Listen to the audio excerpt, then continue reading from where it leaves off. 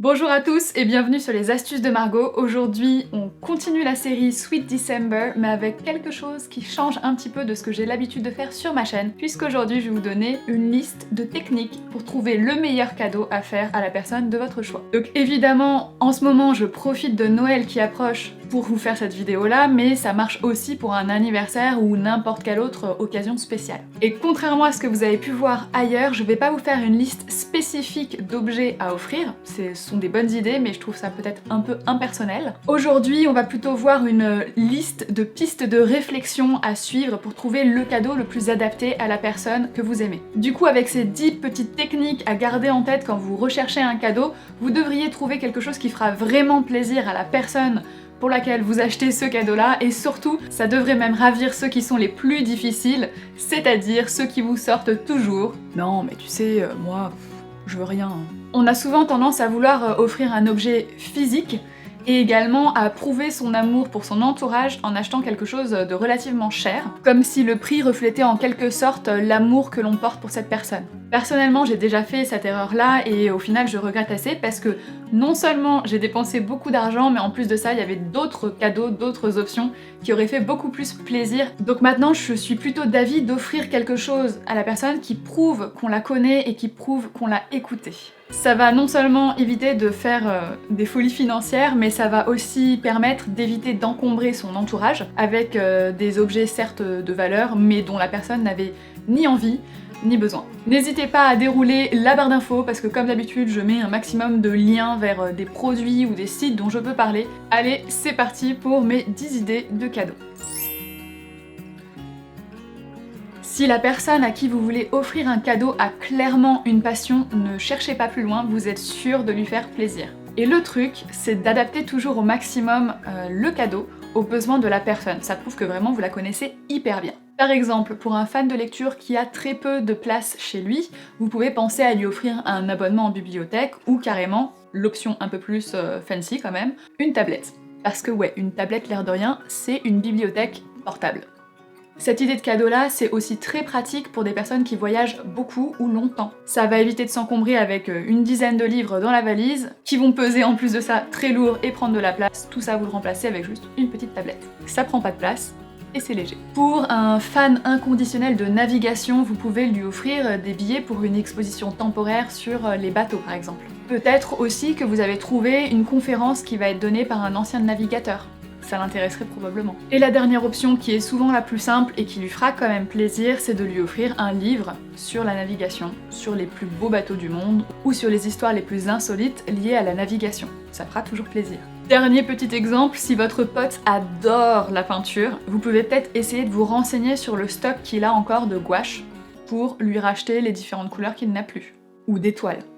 Ça marche aussi. Vous l'avez compris, à partir du moment où le destinataire de votre cadeau a une passion, c'est déclinable à l'infini. Pour les autres, j'ai encore 9 autres façons de trouver le cadeau idéal. On a toujours besoin de se divertir, c'est quelque chose que quasiment tout le monde fait. Donc, vous pouvez offrir un abonnement. Par exemple, récemment, j'ai offert à ma mère un abonnement Netflix, juste comme ça, parce que je sais qu'elle adore regarder des séries sur son temps libre, donc je me suis dit que ça serait parfait pour elle. Et non, cette vidéo n'est pas sponsorisée. Maintenant, si Netflix la regarde et qu'il souhaite me contacter, je dis pas non. Et de façon générale, offrir quelques mois d'abonnement à un site comme Netflix pour tout ce qui est séries, films et reportages, ou à Spotify ou Deezer pour de la musique, c'est toujours apprécié. Pour la personne qui reçoit cet abonnement-là, ça va être un moyen facile, efficace et gratuit pour lui de savoir si oui ou non ça vaut le coup de prendre cet abonnement-là de façon permanente. Et du coup, ça va lui permettre aussi de tester tranquillement le service. En plus, on va pas se mentir, la plupart des gens regardent des séries ou écoutent de la musique. Donc ça devrait leur plaire. À mon sens, un des plus beaux cadeaux que vous pouvez faire, c'est de donner de votre temps. C'est ce que l'on a de plus précieux, bien plus que de l'argent, parce que le temps, une fois passé, ne reviendra jamais. Donc la façon dont vous choisissez de le dépenser en dit beaucoup plus long que d'acheter le dernier joujou technologique. Montrer à une personne que l'on tient à elle, c'est prendre le temps de l'appeler, d'aller la voir même si elle habite loin, de lui préparer son petit déjeuner favori, de lui planifier la journée de ses rêves, que ce soit un ciné-resto, une exposition temporaire suivie d'un bon chocolat chaud, ou une simple soirée pizza devant son film préféré. Petite pensée à tous les grands-parents qui adoreraient tout simplement avoir une visite surprise et passer du temps en famille. Oui, c'est le cadeau par excellence. Un bon cadeau, c'est aussi quelque chose qui laisse des souvenirs, comme une expérience extraordinaire. Très simplement, on pense à offrir des places pour le concert de son groupe préféré, ou si son truc c'est plutôt le théâtre, pour une pièce de théâtre longtemps attendue. Ça peut aussi être un voyage particulier. Avec William, on a enfin décidé de s'offrir la visite des studios Harry Potter. Oui, maintenant vous commencez à me connaître, j'adore tout ce qui touche à Harry Potter. Donc ça y est, on a pris nos billets pour Londres et si vous voulez savoir ce qu'on va faire exactement sur place, je vous invite à me suivre sur Instagram parce que comme d'habitude, je ferai plein de stories. Et cerise sur le gâteau, on a aussi décidé de visiter Londres à pied avec un guide sur les traces des tournages. J'ai tellement hâte, vous avez pas idée, je sais que ça va rester gravé dans ma mémoire pour très longtemps. Surtout depuis le temps que j'attendais ça. Trêve de bavardage, si votre mère a toujours rêvé de piloter une belle voiture, vous pouvez en louer à l'heure et même à la demi-heure si ça vous arrange. Si votre frère a toujours voulu faire du saut à l'élastique mais ne l'a toujours pas fait, vous savez quoi faire. Si votre père aimerait sortir plus souvent au cinéma par exemple, vous pouvez lui prendre une carte prépayée de 5 ou 10 séances. À cette personne que vous aimez et qui a un objectif défini, aidez-la à l'atteindre. À celui qui voudrait apprendre à coder, vous pouvez lui offrir une formation en ligne. Si vous avez des amis qui s'intéressent par exemple au minimalisme, vous pouvez leur faire une petite liste avec tous les films, reportages, chaînes YouTube ou livres que vous avez aimés sur le sujet et offrez-lui celui que vous aimez le plus. Pour apprendre et se rapprocher de ses objectifs, il y a vraiment plein de sites de formation en ligne qui existent. Il existe des thématiques variées, vraiment vous pouvez trouver sur à peu près n'importe quoi. D'apprendre à faire de l'aquarelle par comment scénariser une BD pour finir sur de l'emailing, vous trouverez forcément pour cette personne. Le combo de mes deux propositions précédentes, ça donne ça. Offrir de votre temps pour aider votre ami avec vos compétences.